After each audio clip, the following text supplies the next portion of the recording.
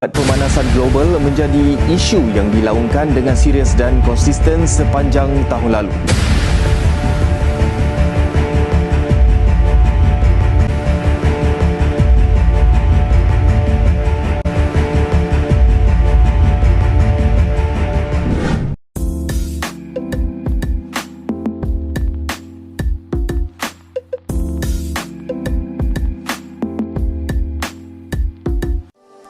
Apakah itu pemanasan global?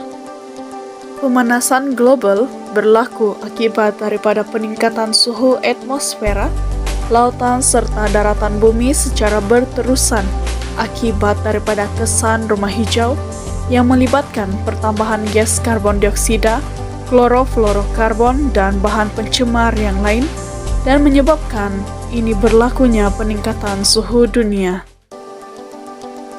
Objektif dalam kempen ini yang pertama yaitu mengetahui punca berlakunya pemanasan global, mengetahui kesan berlakunya akibat pemanasan global, dan yang ketiga yaitu menerangkan langkah-langkah untuk mengelakkan berlakunya pemanasan global.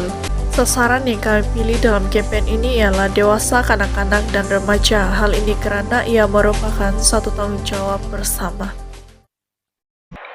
Pemanasan global ialah peningkatan suhu atmosfera bumi secara berterusan akibat daripada kesan rumah hijau yang melibatkan pertambahan gas karbon dioksida, klorofluorokarbon dan bahan pencemar yang lain.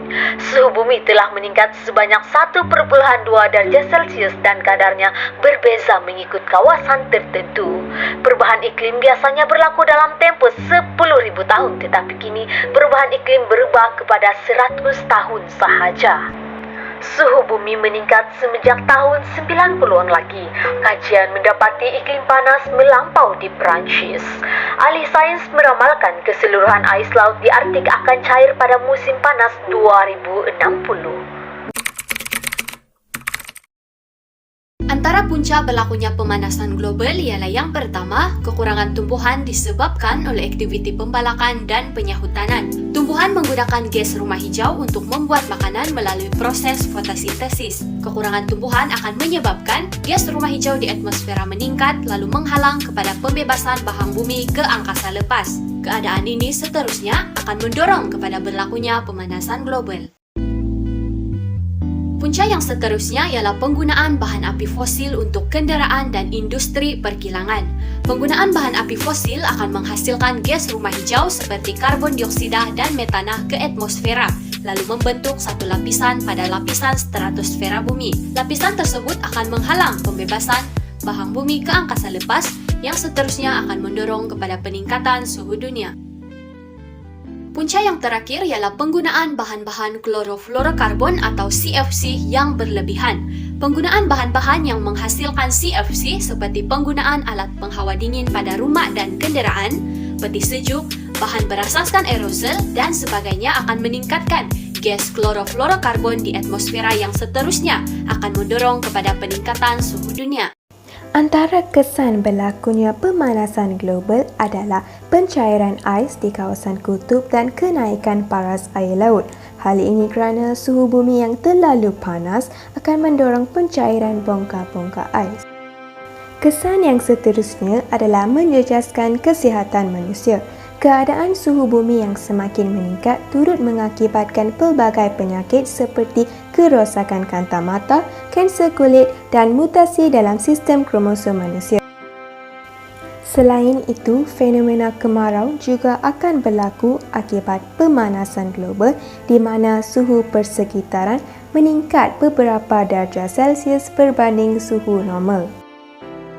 Seterusnya, pemanasan global turut mempengaruhi ekosistem akuatik apabila populasi alga dan plankton terganggu. Hal ini akan menyebabkan kehidupan ikan dan haiwan lain turut terancam. Apakah langkah-langkah menangani pemanasan global? Langkah yang pertama ialah memperkasakan penguatkuasaan undang-undang. Individu atau syarikat yang menjalankan aktiviti seperti pembakaran secara terbuka mesti dikenakan hukuman yang sewajarnya seperti yang tertakluk dalam Akta Kualiti Alam Sekeliling 1974. Hal ini demikian bagi mengawal pencemaran udara dan pembakaran sampah secara terbuka. Langkah yang kedua ialah mengekalkan dan menanam semula tumbuhan.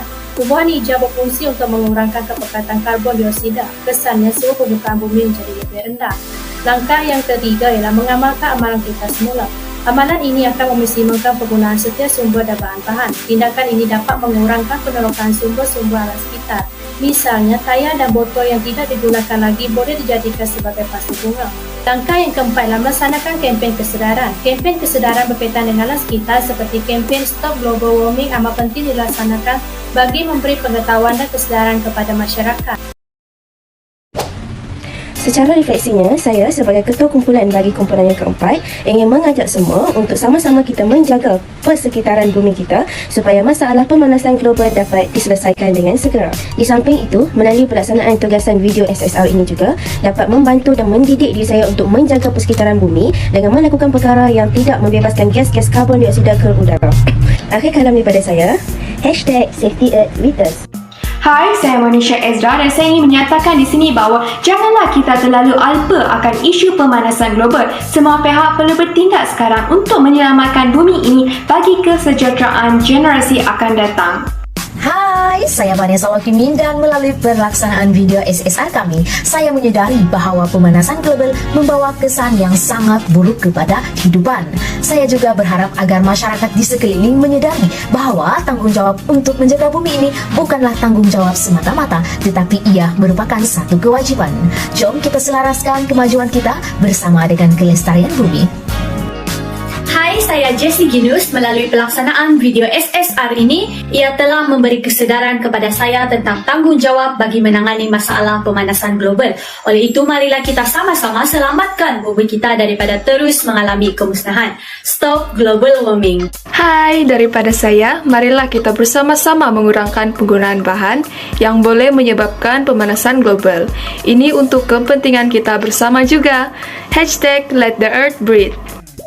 Daripada saya, kita haruslah sentiasa peka terhadap isu alam sekitar dan sentiasa mengamalkan kebiasaan reduce, reuse dan recycle. #kita sayang bumi. Marilah kita bersama-sama menjaga dan memelihara kesejahteraan bumi. #StopGlobalWarming.